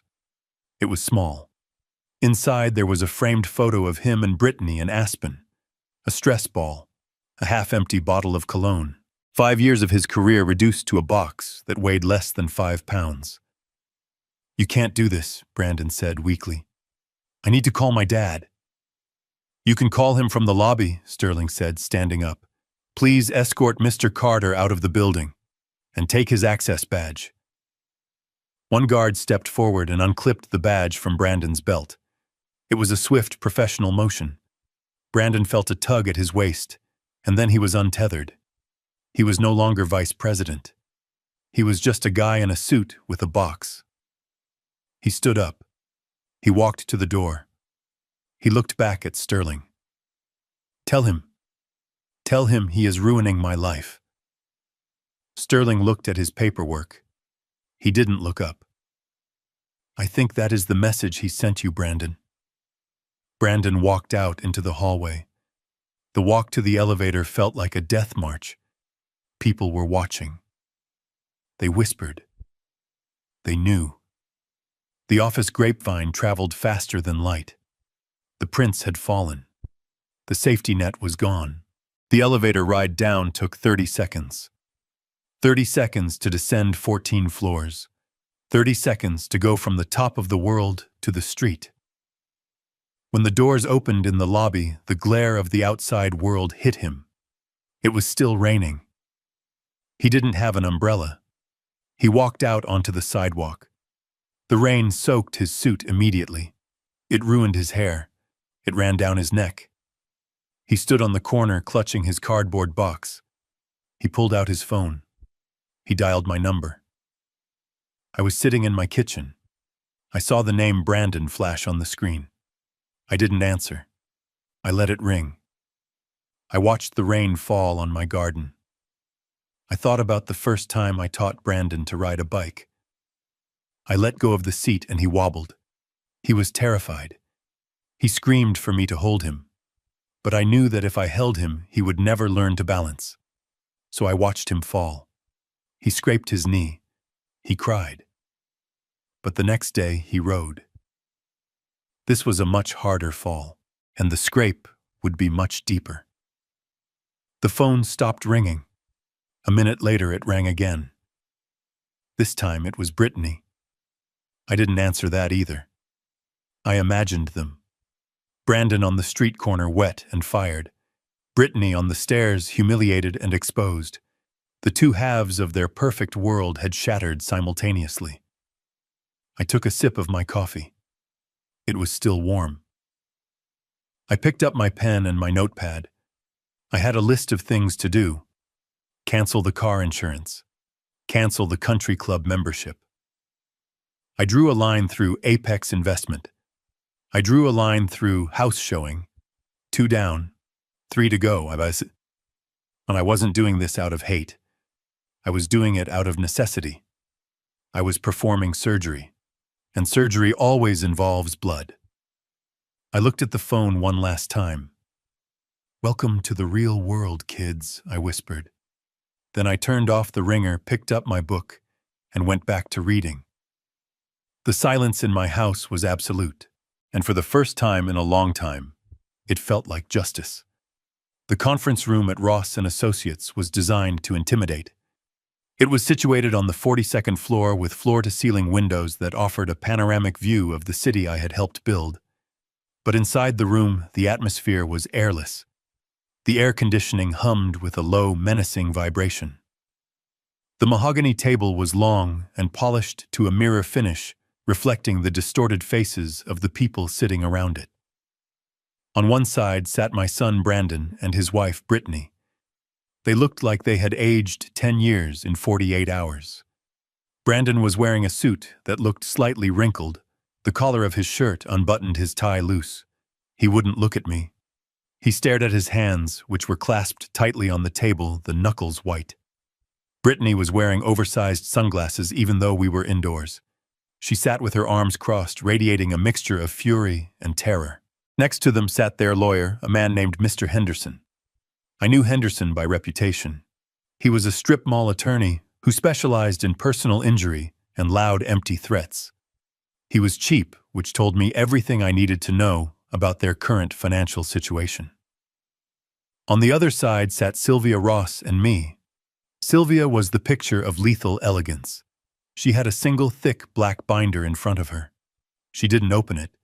She just rested her hand on it, calm and possessive. I sat next to her, silent, watching the storm clouds gather over the city skyline. Henderson cleared his throat. It was a nervous sound. "Let's not waste time," he said, trying to project confidence. "My clients are victims of a sudden and malicious eviction attempt. Mr. Carter here, despite being the biological father, has acted with extreme prejudice. We are claiming constructive trust. We are claiming equitable interest. Brandon and Brittany have lived in that house for 5 years. They have treated it as their own. They have poured their blood, sweat, and tears into that property. You cannot simply throw them out because of a family squabble." He leaned back, looking satisfied with his opening statement. Sylvia didn't blink. She didn't look at Henderson. She looked at Brandon. "Blood, sweat, and tears," she repeated softly. "That is a poetic phrase, Mr. Henderson. But in a court of law, we prefer receipts." She opened the black binder. The snap of the metal rings echoed in the room like a gunshot. Brittany took off her sunglasses. Her eyes were red-rimmed. "We renovated the kitchen," she blurted out, her voice shrill. "I told you. We put in marble. We landscaped the garden. That adds value, that makes us partners in the property." Sylvia turned the first page of the binder. She ran her finger down a column of figures. "Let's talk about value," she said. "And let's talk about who paid for it." She pulled out a spreadsheet. It was color-coded. It was detailed. It was the autopsy of their lifestyle. Exhibit A, Sylvia said, sliding a copy of the spreadsheet across the table toward Henderson. This is a comprehensive ledger of all household expenses for the property on Oak Creek Drive for the last 60 months. Henderson picked up the paper. He frowned. Sylvia began to read. Her voice was devoid of emotion. It was the voice of a machine. Mortgage payments, principal and interest. $5,200 per month. Paid by Douglas Carter. Total for 5 years. $312,000. She looked up. Did you pay any of that, Brandon? Brandon shook his head slightly. No. Property taxes, Sylvia continued. State and local assessments. Average of $12,000 per year. Paid by Douglas Carter. Total for 5 years, $60,000. Brittany shifted in her seat. That is normal. Parents help their children, Sylvia ignored her. Homeowners insurance, flood insurance, earthquake insurance, paid by Douglas Carter, total $18,000. She turned the page.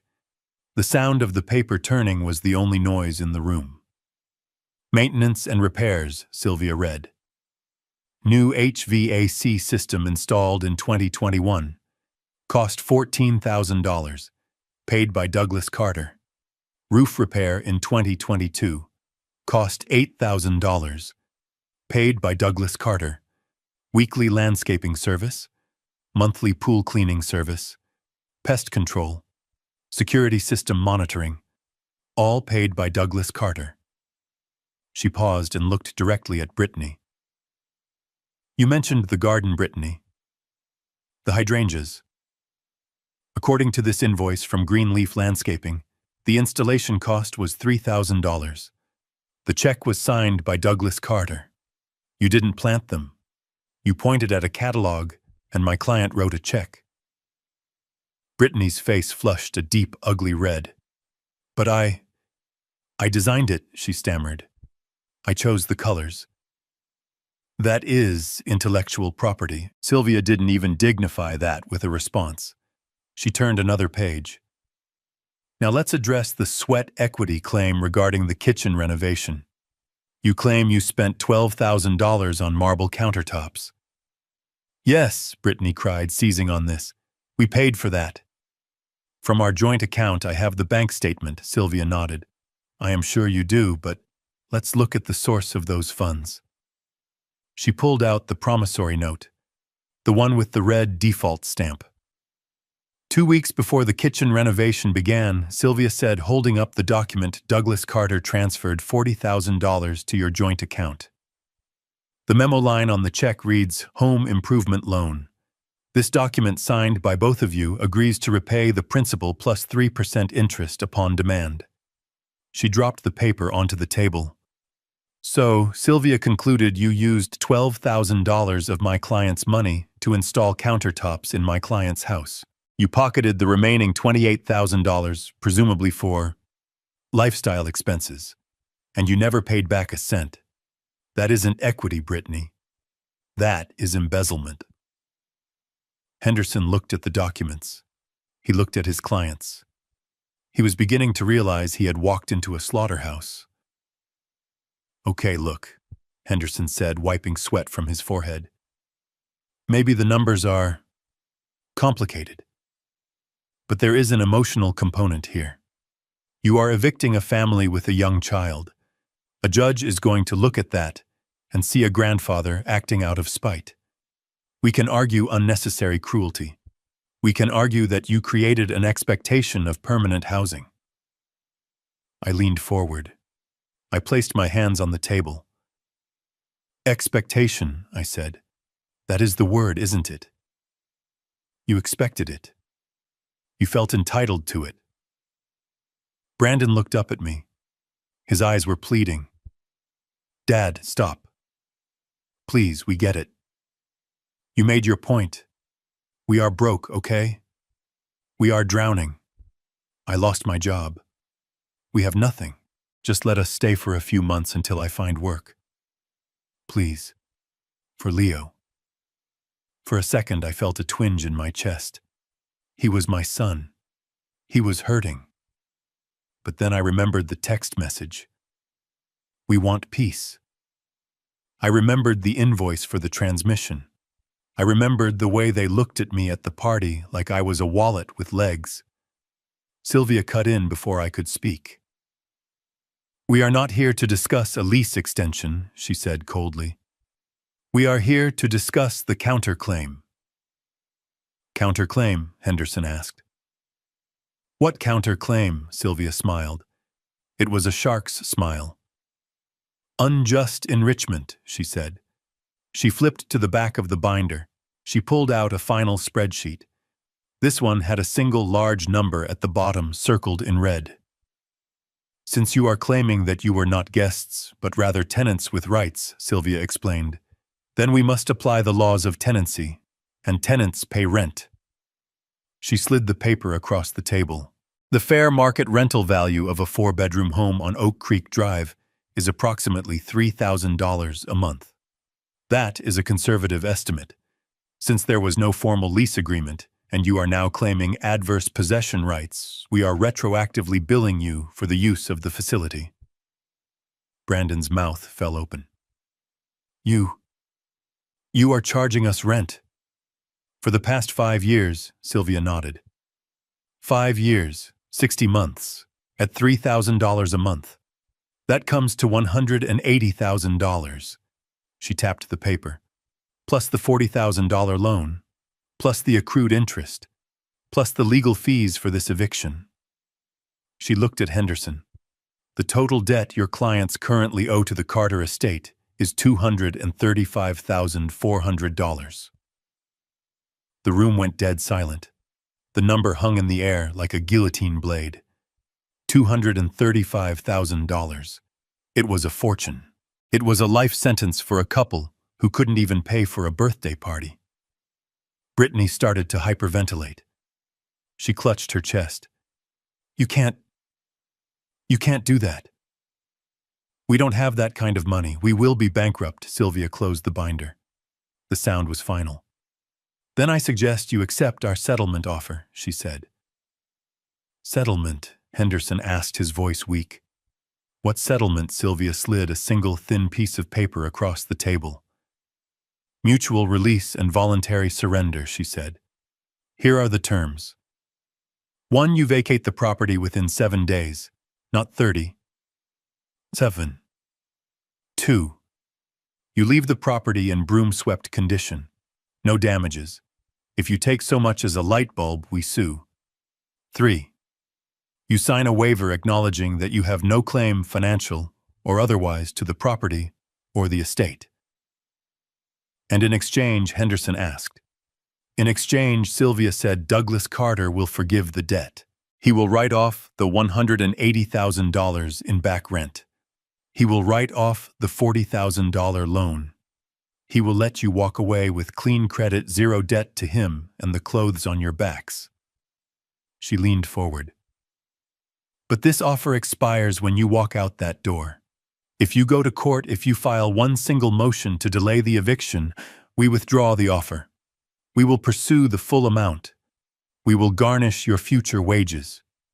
We will place liens on any future assets. We will make sure that every dollar you earn for the next 20 years goes to paying back your father.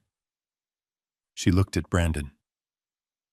Do you want a fresh start, Brandon, or do you want to be an indentured servant to your own arrogance? Brandon looked at the paper. He looked at the spreadsheet with the staggering debt. He looked at Brittany, who was sobbing quietly into her hands. He realized finally that he wasn't playing a game. He was in a war against a superior force. He had brought a water pistol to a nuclear standoff. He reached for the pen. His hand was shaking so badly he could barely hold it. Dad, he whispered. He looked at me one last time. He wanted me to stop him. He wanted me to save him. He wanted me to say, just kidding, son. Here is a check. I looked him in the eye. I didn't blink. Sign it. Brandon, I said. It is the most expensive autograph you will ever give, but it is cheaper than the alternative. He signed. He signed away his claim to the house. He signed away his pride. He signed away the illusion he had lived in for 5 years. Brittany signed next. She didn't read it. She just scribbled her name, tears falling onto the paper, smearing the ink. Sylvia took the document back. She checked the signatures. She nodded. "Done," she said. "You have 7 days. The keys must be on the kitchen counter by noon next Monday. The locks will be changed at 12:01. Brandon stood up. He looked like a ghost. He looked at me, and for the first time I saw respect in his eyes. It was the terrified respect of a soldier who had just seen the general call in an airstrike. "Goodbye, Dad," he said. I didn't say goodbye. I didn't say good luck. "I will see you when I see you," I said. They walked out of the conference room. Henderson trailed behind them, looking like a man who just wanted to go home and rethink his career choices. When the door clicked shut, the silence returned to the room. It wasn't menacing anymore. It was peaceful. Sylvia let out a long breath. She opened the binder and took out the spreadsheet. She ripped it in half. "You know, we couldn't have actually collected that rent, right?" she said, a small smile playing on her lips. "Without a written lease, a judge might have thrown it out. It was a bluff, huh?" I stood up and walked to the window. I looked down at the city. The rain had stopped. The clouds were breaking. A single ray of sunlight was hitting the building across the street. "I know," I said, "but they didn't know." And that is the difference between those who build the world and those who just live in it. We know how the structure works. I turned back to her. "Send the photographer back, Sylvia. Tell him the house will be empty on Monday. And tell him to get a good shot of the kitchen. I hear the marble countertops are expensive." I walked out of the office. I took the elevator down. I stepped out onto the street. The air was fresh and clean after the storm. I took a deep breath. I didn't have a son to support anymore. I didn't have a mortgage to pay. I was 68 years old, and for the first time in my life, I was entirely, completely free. I walked to my car. I had a bookshelf to finish sanding. And after that, maybe I would take a trip. Maybe I would go to Aspen. I heard it was nice this time of year, and I could certainly afford it. The demise of my son's marriage did not happen in a courtroom. It happened in the driveway of the house on Oak Creek Drive exactly 48 hours after they signed the settlement papers. I wasn't there to see it, but the neighbors talk. In a quiet suburb, a shouting match on the front lawn is better than cable television. Mrs. Higgins across the street told me later that she had never seen a woman pack a Louis Vuitton suitcase with such violence. They say that money can't buy happiness, but the lack of it certainly clarifies your priorities. For 5 years, Brandon and Brittany had been united by a shared love of spending my money. They were partners in consumption. But when the credit line was cut, the partnership dissolved instantly. It turns out their vows should have said for richer or for richer, because poorer was definitely a deal breaker. The breakdown started the moment they walked out of Sylvia's office. According to the court filings that would come later, the car ride home was silent, until Brittany screamed that Brandon had tricked her. She yelled that she had married a provider, not a loser who gets fired by his own father. She accused him of fraud. She accused him of wasting her prime years. She didn't mourn the loss of their home or the trauma to their son. She mourned her social standing. She mourned the loss of the Aspen trip. By Wednesday, the moving trucks had arrived. But they weren't moving together. Brittany had called her parents. They lived in a modest house 3 states away, people she had largely ignored since she married Brandon. But now they were her escape hatch. She loaded her car with everything that could be sold. She took the silver. She took the artwork. She took the jewelry I had given her for anniversaries. She didn't pack Brandon's things. She didn't pack Leo's toys. She packed her own survival kit. The confrontation in the driveway was the finale. Brandon was standing by the trunk of the car, pleading with her. He was trying to hold her hand. He was crying. He was asking her how they were going to get through this together. She laughed in his face. It was a cold, sharp sound that carried across the lawn. Together she shouted, "There is no together, Brandon. You are drowning, and I am not going to let you pull me down with you. You have nothing. No job, no house, no inheritance. You are a sinking ship." She got into her car. She didn't look back at the house she had fought so hard to keep. She didn't look at the husband she had promised to love. She just put the car in reverse and backed out of the driveway, leaving tire marks on the pavement. She filed for divorce the next morning. She cited irreconcilable differences, but the real reason was simple math. 0 divided by 2 is still 0.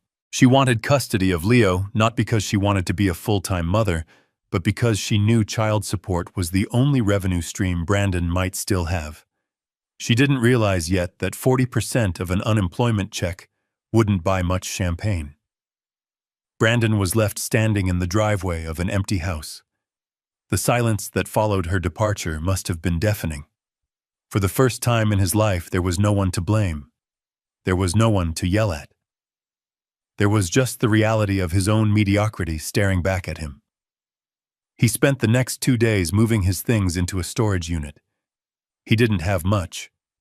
Without Brittany's decorations and my furniture, his life fit into the back of his rental car. On Monday at noon, exactly as Sylvia had demanded, he left the keys on the kitchen counter. He walked out of the house on Oak Creek Drive. He locked the door behind him. He got into his car and drove away. But he didn't go to a new apartment. He couldn't get approved for a lease. With no job, no savings, and a credit score that was in freefall, he was radioactive to landlords. He checked into the Starlight Motel on the edge of town. It was the kind of place where they charge by the week, and the towels are thin enough to read a newspaper through. The sign outside advertised color TV and free ice as if those were luxuries. I drove past it one evening just to see. I saw his car parked in front of room 114. It was a stark contrast to the luxury SUV he used to drive. It was a mid-sized sedan dented on the bumper filled with fast food wrappers. Brandon sat inside that room for days. He was paralyzed. He lay on the lumpy mattress, staring at the water stains on the ceiling, listening to the sound of trucks rumbling down the highway. He was experiencing the withdrawal symptoms of privilege. For 32 years, he had been insulated from consequence. Now, consequence was his roommate. He applied for jobs, but it was half-hearted. He was still waiting for the rescue. He checked his phone every hour, expecting a text from me. He expected me to say that the lesson was over, that he had suffered enough, and that I had rented him a nice condo downtown. But the phone never buzzed. Then came the final indignity. It was a Tuesday night, 2 weeks after the eviction. Brandon had fallen behind on the payments for his own car, the one purchase he had actually made himself, although he had used my co-signature to get the loan. When I cut him off, I also removed myself as the guarantor. The bank didn't waste time. He was sleeping when the tow truck arrived. The flashing orange lights cut through the thin curtains of room 114. He ran out in his boxer shorts, screaming. He tried to stop the driver. He tried to explain that he was Brandon Carter, a vice president, a man of substance. The driver didn't care. He hooked up the car. He lifted it into the air. Brandon stood in the parking lot of the motel, barefoot on the dirty asphalt, watching his last connection to the civilized world being dragged away. He looked small. He looked broken. The other motel guests watched from their windows, smoking cigarettes, unimpressed. To them, it was just another Tuesday. He walked back into his room. He sat on the edge of the bed. He looked at his reflection in the cracked mirror above the dresser. He didn't see the rainmaker anymore. He didn't see the grill father. He saw a man who had nothing but the change in his pocket and a box of cold pizza. That night, he hit the bottom. There is a specific sound a man makes when he breaks. It isn't a scream. It is a sob that comes from the gut, a sound of total, absolute surrender. Brandon wept. He wept for his wife who had never really loved him. He wept for his house. He wept for the father he had taken for granted. He reached for his phone. He dialed my number. I was awake. I saw the call coming in. I let it ring. It wasn't cruelty. It was the hardest thing I have ever done. I wanted to pick up. I wanted to drive down there and pay the motel bill and buy him a new car. I wanted to stop his pain. But I knew that if I did, the pain would be wasted. If I saved him now, he would never save himself. He needed to sit in that darkness. He needed to know that he could survive it. The ringing stopped. He didn't call back. Instead, he did something I didn't expect. The next morning, Brandon put on his only remaining clean suit. He walked out of the motel. He walked 3 miles to the nearest bus stop. He didn't go to a construction firm. He didn't go to an office building. He walked into a Home Depot. I found out later from an old friend who works there. Brandon walked up to the manager. He didn't ask for a management position. He didn't hand over a resume printed on thick, bonded paper.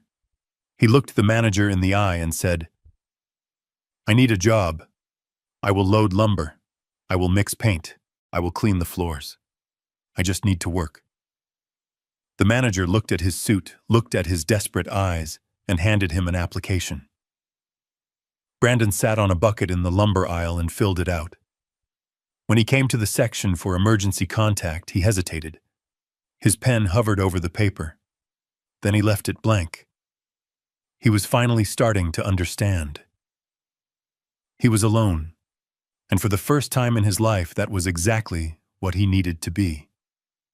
The fall had been brutal. He had lost his wife, his home, his car, and his dignity. But as he stood there in the smell of sawdust and cut wood, he was about to find something he had never owned before: his own spine. It was a Tuesday afternoon, 3 weeks after the eviction, when my son came back to the house he once thought he would inherit. The hydrangeas were in full bloom, violent bursts of blue against the green leaves, completely indifferent to the human drama that had played out around them. I was on the porch, sanding the final corner of Leo's bookshelf. It was finished now, sturdy, reliable, ready to hold weight. I saw him walking up the driveway. He didn't have a car. He was walking from the bus stop a mile away. He looked thinner. His suit was gone, replaced by a pair of jeans I hadn't seen in a decade and a faded polo shirt. He walked with a slight limp, maybe from a blister, maybe from the weight of his own shame. He didn't look like the vice president of business development anymore. He looked like a man who had lost a fight with the world. He stopped at the bottom of the porch steps. He didn't come up. He knew he had lost that privilege. "Hi, Dad," he said. His voice was raspy. "Hello, Brandon," I replied. I put down the sandpaper. I didn't invite him to sit. He looked at his shoes. They were cheap sneakers, scuffed at the toes. "I just wanted to come by," he started, struggling with the words. I wanted to say I am sorry. Not for the car, not for the money, but for the way I treated you. I was arrogant. I was stupid. You were right about everything." I looked at him. I searched his face for the lie. I searched for the manipulation. But for the first time in years, I didn't see it. I saw exhaustion. I saw fear. "I accept your apology," I said quietly. He looked up, a flicker of hope in his eyes. He took a step forward. "Thanks, Dad. That means a lot. Honestly, it has been hell. Brittany is gone. The lawyers are eating me alive. I am staying in a motel that smells like bleach and despair. I am trying, Dad. I really am, but I just need a little help to get back on my feet. Just a push." There it was. The ask, the pivot, the apology was real, but it was also a key, and he was trying to use it to unlock the bank vault. "I need a deposit for an apartment," he said, rushing the words now. "Just $2,000. First and last month's rent. I can't get a job if I don't have a permanent address. If you can just loan me that, I swear I will pay you back. I will sign a note. I will do whatever you want." I looked at my son. I loved him. God, I loved him. Every instinct in my body screamed at me to go inside, write the check, and fix his pain. It would be so easy. $2,000 was nothing to me. It was the price of peace. But I remembered the bookshelf. I remembered that if you use cheap wood for the foundation, the whole thing collapses when the load gets heavy. I had been the cheap wood for 30 years. I had to be the steel. I reached into my shirt pocket. I pulled out an envelope. Brandon's eyes locked onto it. He thought it was a check. He thought he had won. He let out a breath he had been holding, his shoulders sagging in relief. "I knew you wouldn't let me drown, Dad," he whispered. "Thank you." I walked down the steps. I stood in front of him. I held out the envelope. He took it. His hands were shaking. He tore it open, eager for the salvation inside. He pulled out the paper. It wasn't a check. It was a single page. A printed application form for a heavy equipment crew on a commercial dockyard in Bremerton. Stapled to it was a business card for a foreman named Miller. Brandon stared at it. He flipped the paper over, looking for the money. He looked back at the envelope. Empty. "What is this?" he asked, his voice trembling. "That is a job," I said. "I called Miller this morning. He owes me a favor from a project we did in '99. He is looking for general laborers. It is hard work, Brandon. You will be hauling steel cables in the rain. You will be waking up at 4 in the morning. Your back will hurt. Your hands will bleed. It pays $18 an hour." $18. Brandon looked at me in horror. "Dad, I made 6 figures. I can't live on $18 an hour." "You can," I said. "Millions of people do. You will rent a room, not an apartment. You will take the bus. You will cook your own food, and you will save every dime." "I asked for a loan," he said, his voice cracking. "I asked for help." "This is help," I said. "Giving you money isn't help, Brandon. It is morphine. It numbs the pain, but it doesn't cure the disease. The disease is that you think you are too good to sweat. You think you are entitled to an outcome you didn't earn." I stepped closer to him. "If I give you that money, you will be back here in a month asking for more. You will never change. But if you take this job, if you show up every day, if you learn what it feels like to be tired because you worked, not because you worried, then you might actually become the man I know you can be." He crumpled the paper in his fist. Tears streamed down his face. "You are cruel," he sobbed. "You are enjoying this. I am not enjoying this." I said, my voice thick with emotion. "This is the hardest thing I have ever done. I am watching my son bleed, and I am refusing to give him a bandage because I know the wound needs to air out to heal." I pointed to the paper in his hand. "Miller is expecting you tomorrow at 5 a.m. If you are 1 minute late, the job is gone. It is up to you, son. You can throw that paper in the trash and walk away, or you can get on the bus and go to work." I turned around. I walked back up the steps. My legs felt heavy. I wanted him to scream. I wanted him to throw the paper at me. But he didn't. I picked up the sandpaper again. I didn't look back. I heard him standing there for a long time. I heard his ragged breathing. I heard the wind rustling the hydrangeas. Then I heard footsteps. They were walking away. I waited until I couldn't hear them anymore. Then I put the sandpaper down and sat in the rocking chair. I closed my eyes. A few hours later, my phone buzzed. It was a text from Sylvia. "He called Miller," the text read. "He starts tomorrow." I let out a breath and looked at the sunset. painting the sky in shades of purple and gold. He had taken the fishing rod. I picked up my phone and opened the photo gallery. I looked at a picture of Leo. He was smiling, missing a front tooth. I dialed the number for the 529 education plan. I authorized the monthly deposit. Then I called the florist and ordered a bouquet for Brittany's parents' house with a card that just said, "For Leo." I wasn't a villain. I wasn't a hero. I was just a father who finally learned the difference between love and enabling. People think love is a soft blanket. They think it is saying yes. They think it is shielding someone from the cold. But sometimes true love is a wall. Sometimes love is standing in the doorway and saying no so that the person you love has to find their own way through. It had cost me my relationship with my son, at least for now. It had cost me the illusion of a happy family. But as I sat there in the quiet of the evening, I knew I had bought something priceless. I had bought him his dignity, and I had bought myself peace. Tomorrow I would go to the post office. I would mail the bookshelf to Leo, and then I would drive to the coast. I would watch the waves crash against the rocks, breaking them down over centuries, turning jagged stone into smooth sand. Life is hard. It breaks us all. But it is in the breaking that we find out what we are actually made of. I am Douglas Carter. I am a builder. And today I finally laid the first brick of a foundation that might actually last. Thank you for listening to my story.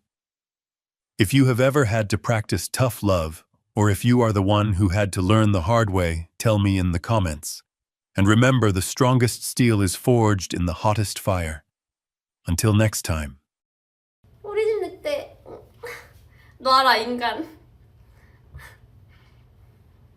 아 꼬숩네. 저희 집 늑대도 보여드릴게요.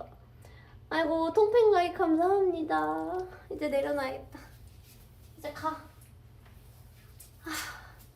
이게 다 큰 거야. 지금 6개월이거든요. 아 6개월이라 애기인가? 애기인데 이제 안 클 것 같아 뭔가. 아니 77 오빠. 손 한 번만 다시 씻을게요. 뭐 쪼마기가 더럽진 않지만 그래도.